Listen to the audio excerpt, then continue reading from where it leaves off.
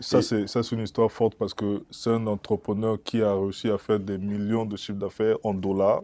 Donc, on peut dire déjà milliards en francs CFA. Mais après, il décide de tout lâcher tout lâché. et il reprend à zéro. J'ai repris à zéro. Ça, c'est très fort. Donc, je suis allé, j'étais dégoûté par la vie, je ne voulais pas travailler, je me suis mis dans un coin. Donc, je me suis fait escroquer par tous les petits arnaqueurs Mhm, qui vendaient le rêve de partir aux États-Unis mhm, dans des réseaux. Tu travailles, tu gagnes ici à peu près 12 000 dollars, 15 000 dollars. mhm. Tu vas déposer à quelqu'un, il disparaît dans la nature avec ton argent. Bonjour, bonsoir, ni hao, hello. C'est l'expert du marché chinois dans un new concept. Je remercie TV. Diaspo TV, c'est de Florent Lial. C'est lui qui nous a donné la plateforme afin que nous puissions faire ces podcasts-là. Aujourd'hui, je suis avec un grand entrepreneur d'ici à Québec. Il est entre Québec et Montréal. De toute façon, lui va parler de lui. Il s'appelle, je l'appelle The Master of the Speech. C'est un talent qu'il a, mais qui ne développe pas. Certainement, c'est ce qu'on saura. Pourquoi il ne le développe pas. Mais c'est un grand entrepreneur. Il est ici, ça fait déjà plus d'une vingtaine d'années. C'est ce qu'il va nous dire aussi. Qu'est-ce qu'il fait exactement? Les leçons qu'on va tirer de son business, de son parcours aussi. C'est ce que nous allons découvrir dans cette vidéo. Alors, bonjour Roméo. Bonjour Carderel. Dis-moi tout. Bah écoute, qu'est-ce que je peux te dire de moi? Ben, je considère que je suis un entrepreneur de naissance parce que dès la naissance, on fait face à plusieurs obstacles, notamment de s'acclimater à l'environnement dans lequel on est. On découvre des nouveaux êtres autour de nous. On est resté 9 mois dans le ventre et puis on a juste consommé des liquides. Et là, il va falloir manger, s'adapter à tout cet environnement-là. Donc, c'est un défi. Et l'entrepreneur, dans le sens des affaires, vit tous les jours des défis. Et donc, moi, je suis prêt à relever ces défis et puis je me bats tous les jours pour pouvoir. Donc, je suis constamment, je considère que je suis un élève entrepreneur parce qu'on apprend tous les jours. Donc, je Quel lis. était le premier défi, avant que tu continues, s'il te plaît? Parce que quand Très tu bien. parles de défis, c'est très intéressant. Il y a beaucoup de gens qui prennent des défis, il y a beaucoup de gens qui ont peur aussi de prendre les défis. Mais quel était le premier défi que tu avais eu à prendre et comment tu avais relevé cela? Ben, je te dirais que je suis né à Port-Gentil au Gabon, de père junior manager à la pétrolière Shell. Donc j'ai déjà grandi dans cet environnement de rigueur Ok. parce que c'est très rigoureux. Travailler dans une entreprise pétrolière et être un enfant de pétrolier, c'est également rigoureux. Donc on a grandi derrière des champs pétrolifères, derrière des pipes, l'odeur du gasoil, la rigueur occidentale sur les processus et les fonctionnements, ce qui n'est pas donné pour une éducation africaine. Donc moi j'ai grandi là-dedans et mon père a toujours voulu que je sois voilà un relais pour travailler pour lui dans cet environnement, chose que je faisais pas. Ok. Donc j'ai grandi dans cette discipline aristocratique, veste, cravate, nœud papillon que je n'aimais pas. Ok. Alors je préférais aller jouer avec les amis du quartier dans le sable et autres, ce que mes parents n'appréciaient pas beaucoup. Donc du coup moi mon père il voulait pas que je travaille ou que je fasse certaines activités, mais moi, ça m'intéressait d'avoir mon propre argent. Donc, très tôt, j'ai appris à jouer au tennis. J'allais toujours regarder les moniteurs de tennis et je disais, mais c'est quoi ce jeu de faible là où il faut taper sur une balle? Et un jour, le moniteur m'appelle, il me dit, prends la raquette et tape. Quand je tape comme ça, je me rends compte que merde, ma balle part dans le ciel, elle part dans tous les sens. Mhm. J'ai dit, waouh! Et là, j'ai dit, ça, c'est mon premier défi. Je vais apprendre à jouer à ce jeu-là. Et Mhm. tous les jours, j'étais sur le court de tennis jusqu'à ce que je suis devenu son apprenti, son élève et ensuite un moniteur de tennis. Et donc, je donnais des cours de tennis les mercredis après-midi Wow. pour des jeunes enfants. Je donnais des cours de natation à la piscine du club parce qu'on avait un club avec télévision, piscine, radio Mhm. dans le village. C'était un village de cadres Oui. à Gamba. Et donc, moi, j'ai commencé à me développer là. Et après, je suis allé faire mon secondaire sur Port-Gentil Ok. et j'ai continué cette activité en donnant des cours de tennis. Et puis, pour asseoir ma discipline, j'étais très turbulent quand j'étais petit. Je tapais tout le monde à la maison. Mhm. Un jour, mon père m'a emmené dans une salle de karaté. On m'a donné un coup, je suis resté raide au sol. Je dis plus jamais je vais taper sur quelqu'un. Ok. Et donc, j'ai appris Tu as les arts. senti le mal. Voilà, j'ai senti le mal. Mhm. J'ai appris les arts martiaux. J'ai fait du karaté, ceinture noire de karaté, ceinture rouge de taekwondo. Mhm. J'ai fait également du judo. Et puis j'ai fait le Krav Maga, l'art martial des forces spéciales israéliennes. Mhm. Et j'ai travaillé avec les forces spéciales aussi françaises. J'avais un ami qui était dedans, donc je donnais des cours aussi. Et Wow. j'ai donné aussi des cours à des forces spéciales de police. Avec tout ce que tu dis, tu serais normalement un coach sportif ou bien un garde de la sécurité, mais qu'est-ce qui te met dans les affaires? Ce qui m'emmène dans les affaires, c'est que j'ai toujours été, je ne sais pas pourquoi, mais quand j'étais jeune, j'ai toujours été fasciné par l'entrepreneuriat à l'américaine. Ok. Comment on faisait les affaires aux États-Unis, comment ils arrivaient à prendre une idée et la transformer en quelque chose de palpable. Et donc, Mhm. mon rêve au départ avec les arts martiaux, j'ai rêvé d'aller au Japon, parce que la discipline japonaise, je voulais l'apprendre. Oui. Et après, j'ai regardé les films américains, parce qu'on nous baignait de ça quand on était enfant. On dit, ben, les gratte-ciel, il y a quelqu'un qui a pensé à ça, de la pensée à la réalisation. Je vais aller là-bas pour apprendre ça. Et je vais emmener cette expertise-là chez nous. Et donc, j'ai grandi, j'ai fait mon secondaire au lycée d'État de Port-Gentil. Ok. J'ai terminé. Après, il a fallu, on avait le choix, soit aller en lettres, soit aller en médecine. Mhm. Ni l'un ni l'autre, ça ne me passionnait pas. Mon père m'a encouragé à aller dans la médecine, je ne voulais pas. Et donc, tout simplement, j'ai décidé de rester, d'avoir une année sabbatique. Mhm. Donc, j'ai travaillé, j'ai fait de la pâtisserie, je vendais des téléphones cellulaires, je faisais du taxi Ok. pour lever des fonds et puis pour pouvoir payer mes études et partir. Wow. On arrive au Canada en plein hiver, il fait froid, Oui. c'est terrible. Et là, tu dois faire face à apprendre rapidement les mécanismes, prendre le métro, s'acclimater au froid, les défis bancaires, les défis d'argent.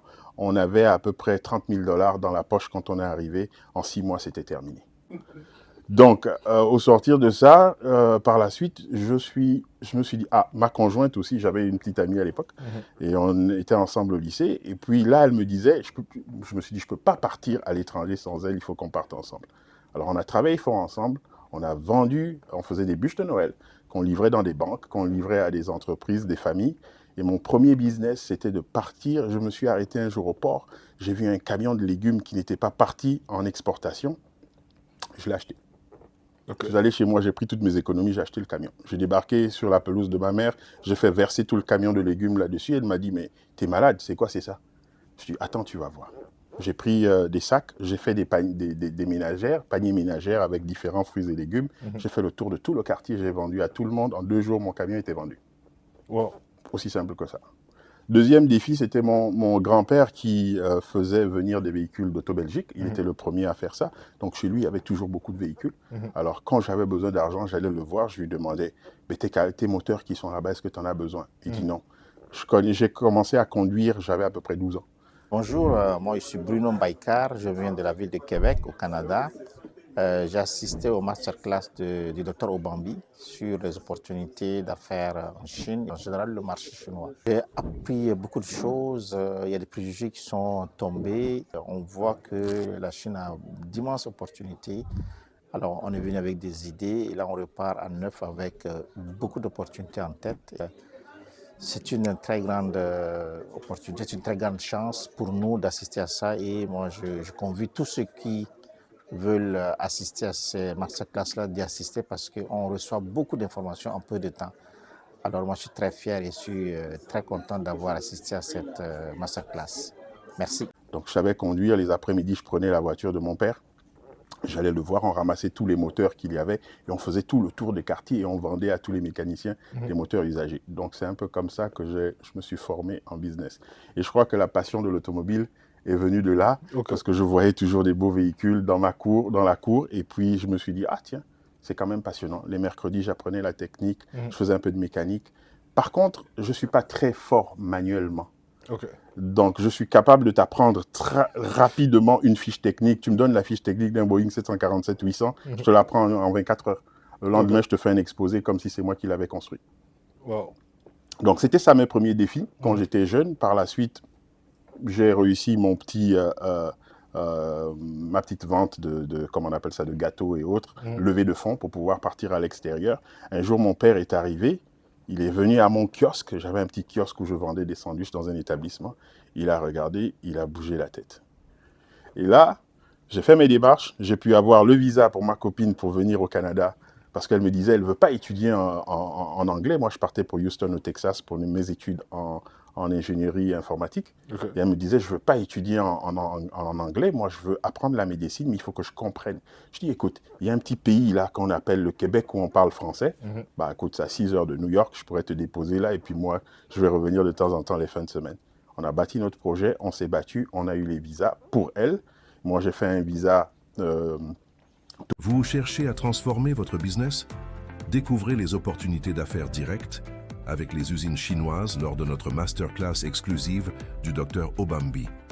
Sous le parrainage de l'ambassade de Chine, bénéficiez de 20 ans d'expertise pour maîtriser le mindset chinois et éliminer définitivement les intermédiaires coûteux. Accédez directement aux leaders mondiaux de la construction, des maisons préfabriquées et de l'industrie lourde. Une immersion totale au cœur de la production. Réseautez avec des représentants d'usines et sécurisez vos partenariats internationaux. Que vous soyez à Montréal ou à Ottawa, cette opportunité est pour vous. Offre limitée. Recevez gratuitement mon livre Business en Chine pour toute réservation effectuée entre le 10 et le 20 juin. Ne ratez pas ça. Rejoignez-nous à Montréal le 19 juillet ou Ottawa le 15 août. Visitez drobambi.com ou appelez le +1 647 922 705 190. Réservez votre place maintenant. Touriste pour l'accompagner, il a déposé, donc on a eu de nos documents. Il me manquait à peu près 14 000 $ pour pouvoir partir. Mon père est venu, il a regardé, il m'a dit je t'encourage, il m'a fait un chèque de 14 000 $ et on est parti. Et donc l'aventure nord-américaine a commencé. Moi je l'ai déposé au Canada, j'ai fait à peu près un mois là et je suis parti pour New York. J'habitais Staten Island et j'étudiais mon anglais à Manhattan. Par contre, au bout de 3-4 mois, ça coûtait très cher, la vie aux États-Unis, la vie au Canada, entretenir 2 maisons en même temps. Ben, j'ai pris la décision de revenir au Canada. Donc, j'ai laissé mon rêve américain de côté. Et là, nous sommes maintenant au Canada. Oui. Arrivé au Canada, tu te plonges carrément dans les affaires, certainement. Non. Comment tu as commencé pour y arriver là, en fait? Donc, tu vas commencer par nous dire tes débuts. Est-ce que tu as commencé par le salariat? Et puis, qu'est-ce qui a fait que tu lâches le salariat pour que tu deviennes de l'entrepreneuriat, tu deviens entrepreneur? Et je comprends qu'il y a le background derrière aussi, mais parle-moi un peu de ça en bref. En bref, rapidement, on arrive au Canada en plein hiver, il fait froid, c'est terrible. Et là, tu dois faire face à apprendre rapidement les mécanismes, prendre le métro, s'acclimater au froid, les défis bancaires, les défis d'argent. On avait à peu près 30 000 $ dans la poche quand on est arrivé. En 6 mois, c'était terminé. Et là, tu te dis, tu fais comment? Alors là, tu commences à réfléchir. À l'époque, les étudiants n'avaient pas le droit de travailler. Tout de suite, j'ai dit, bon, je ne peux pas travailler. On est à l'université, on doit payer nos cours. Il faut que j'ouvre une entreprise. J'avais trouvé une petite faille juridique où on peut être propriétaire d'une entreprise et puis ne pas vendre ses services sur place, les vendre à l'international. Tout de suite, j'ai ouvert, j'étais passionné d'informatique comme je t'ai dit, et là j'ai ouvert une entreprise de data. Donc je faisais de l'encodage de cartes à bande magnétique et l'encodage de cartes à puce. Et je faisais des badges d'identification et je vendais ça partout sur la planète. Et c'est ce qui m'a permis de payer mes études. Après ça, la demande a augmenté. Toujours en étant aux études, moi j'ai étudié en business administration parce que je me disais le cœur de la business c'est la comptabilité et c'est les chiffres, il faut savoir lire. Les chiffres, il faut savoir lire un état financier. Donc de là, mes affaires, ça monte très très vite. Alors des demandes arrivent pour des véhicules. Je commence à faire de l'exportation de véhicules. Après, un ami un jour m'appelle, il me dit bah, écoute, tiens, on a des colis bloqués à Dubaï, est-ce que tu ne pourrais pas nous les acheminer? Je fais ok, il n'y a pas de souci. Je ne disais jamais non. J'ai commencé à acheminer des colis. Et du jour au lendemain, il me dit écoute, nous, on a besoin de bateaux. Je dis ok, je vais vous trouver ça. On a besoin d'avions. Ok, je vais vous trouver ça. Et donc, je suis passé de bande magnétique à véhicule, à bateau, à avion. Très rapidement. En une année, en self-made man, je faisais plus de $1 million de chiffre d'affaires. Rapidement. Ok. Mais c'est formidable. Aujourd'hui, qu'est-ce que Roméo fait? Roméo, à partir de ces années-là, je me suis séparé de ma conjointe. Et donc, j'ai dû partir un moment en Afrique. Parce que quand on signe au Gabon, quand on va à l'étranger et quand on obtient une bourse, on a ce qu'on appelle un engagement décennal qu'on signe auprès du gouvernement.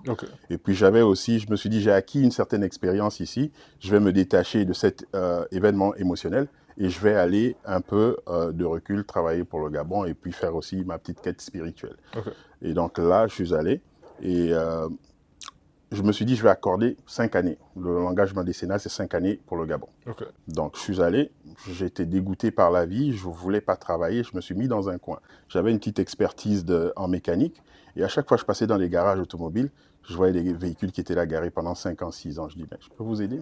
Je branchais juste mon câble, je dis, achetez telle pièce, il démarre, boum, le véhicule, c'est vraiment en marche. Donc, je fais ça pendant toute une année, jusqu'à ce qu'un ami arrive et il me dit, ben, écoute, on a un projet. Construction de logements, 5000 logements. Est-ce que tu as un réseau pour ça? Je dis, bah écoute, j'ai un carnet d'adresses gros comme ça. Je dis, je vais tirer dans la pile. J'ai trouvé une entreprise canadienne qui était prête à investir au Gabon. Ils m'ont donné un terrain de 400 000 hectares. Et puis j'ai géré un projet de construction de 5000 logements. Malheureusement, au Gabon, trop de bacs chiches. J'ai perdu dans ce contrat à peu près 100 millions, à peu près 200 000 dollars personnels. Et au sorti de là, j'ai été représentant du prince Naïef du Qatar, qui avait envie d'investir au niveau du Gabon. Donc par l'intermédiaire d'un ami qui vivait là-bas et qui était leur responsable religieux à domicile. Ok. Et donc j'ai eu des financements à la hauteur du budget de l'État gabonais. Ok. Que j'ai déposé sur la table de certains ministères, mais trop de problèmes de bac chiche au Gabon. J'ai épuisé 5 ans comme ça à vouloir relever l'État gabonais, les infrastructures. J'avais des investissements pour des raffineries, pour des parcs d'attractions, mais ça n'a pas marché malheureusement. J'ai été découragé et puis pendant la Covid, j'ai décidé de revenir au Canada. Donc, si je retiens, lorsque tu arrives au Canada, tu arrives à faire même jusqu'au million de chiffre d'affaires, puisque tu étais dans le commerce international, tu étais un peu dans tout. Là où il y avait l'argent, c'est là où tu étais J'étais dedans. partout. Et il y avait la data. Et après, tu as terminé tes études, n'est-ce pas? Oui. Et ensuite, le choc émotionnel dû à la séparation t'a fait repartir au pays. Oui. Mais quel était le business? Quel était après, en fait, tout ton business du Canada, est-ce que tu avais lâché Non, dans cette j'ai période-là? laissé complètement. Tu as Parce tout que je lâché. me suis détaché. Oui. J'ai laissé ça à mon ex-conjointe. Et puis, je me suis détaché complètement. Ça, Et- c'est une histoire forte parce que c'est un entrepreneur qui a réussi à faire des millions de chiffres d'affaires en dollars. Donc, on peut dire déjà milliards en francs CFA. Mais après, il décide de tout lâcher Tout lâché. et il reprend à zéro. J'ai repris à zéro. Ça, c'est très fort. Donc, d'abord, il y a eu un parcours spirituel. Oui. Parce que lorsqu'on se sépare, on est touché émotionnellement. Oui. On regrette le temps et l'investissement qu'on a mis là-dedans. Oui. Et puis, on reverse le tort très souvent chez l'autre. Exact. Et j'ai un de mes petits-oncles un jour qui me pose la question. Il me dit, est-ce que tu es sûr que c'est l'autre le problème ou c'est toi? Je dis, comment ça? Il me dit, mais tu vois, dans la vie, c'est nous qui choisissons les gens qui nous accompagnent. Oui. Donc, en général, quand tu ne fais pas preuve de sagesse ou de manque d'éducation, tu vas t'entourer des mauvaises personnes. C'est toi qui fais le choix. C'est toi qui fais le choix. Ouais. Donc, c'est toi qui as choisi. Donc, ce n'est pas l'autre qui est fautif parce que l'autre est comme il est. L'autre a sa nature, se présente vers toi avec sa nature, et c'est à toi d'avoir le discernement et la sagesse nécessaires pour choisir si tu veux que la personne t'accompagne à gauche ou à droite, ou ne pas du tout t'accompagner dans ta vie. Et c'est là où j'ai compris. Et il me dit, où en es-tu aujourd'hui dans ta vie? Je dis, ben, je réussis très bien ma vie. Il me dit, mais c'est grâce à qui? Et là, à partir de cet instant, j'ai arrêté d'en vouloir à mon ex-conjointe et je l'ai appelé et je me suis excusé. Et je l'ai remercié d'avoir fait de moi l'homme que je suis. Wow. C'est très fort, très émotionnel. Et il y a beaucoup de leçons qu'on apprend là. C'est ça aussi le nouveau concept Big Podcast. Ça soit dorénavant comme ça. Je remercie encore Diaspo pour cette plateforme-là. En fait, c'est l'inauguration de Big Podcast. Parle-moi de Roméo d'aujourd'hui, en 21e siècle, en fait, en 2026. Qu'est-ce que tu fais exactement?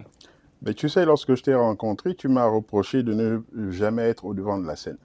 On va dire, il y a beaucoup de grands projets sur la planète où j'ai mis mon petit cachet à l'intérieur, mais beaucoup de personnes ne le savent pas. Donc, dans beaucoup de projets d'architecture, les déplacements, par exemple, des gros ponts dans certains pays pour la construction, je suis dedans. Okay.